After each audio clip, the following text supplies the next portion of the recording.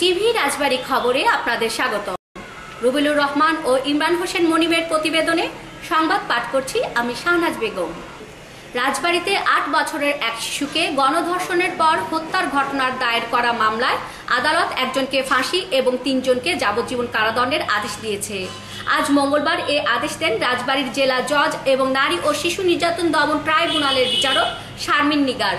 জানা গেছে ২০০৮ সালের ২৫শে মে রাজবাড়ীর পাংশা উপজেলার কুটি মালিয়াট গ্রামে ৮ বছর বয়সী রুমা নামে এক শিশুকে গণধর্ষণের পর হত্যা করা হয়। ওই ঘটনার ৩ দিন পর পাংশা থানায় রুমার বাবা বাদী হয়ে একটি মামলা দায়ের করেন। ২০১০ সালে ওই মামলার তদন্তকারী কর্মকর্তা এক মহিলা সহ ৬ জনকে অভিযুক্ত করে আদালতে চার্জশিট দাখিল করেন। আদালত দীর্ঘ সাক্ষ্য প্রমাণ গ্রহণ শেষে অভিযোগ প্রমাণিত হওয়ায় ধর্ষণ মামলার প্রধান আসামি ও কুটি মালিয়াট গ্রামের বশারত মোল্লার ছেলে সাইদ মোল্লাকে ফাঁসিতে ঝুলিয়ে মৃত্যুদণ্ড কার্যকর করার আদেশ দেন। যদিও সাইদ মোল্লা ঘটনার পর থেকেই পলাতক রয়েছে।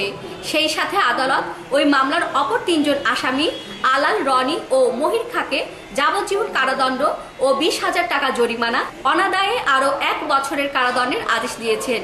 তবে ধর্ষণের ঘটনায় জড়িত না থাকায় আদালত শুকুর মোল্লা ও রোজিনাকে বেকসুর খালাস দিয়েছেন।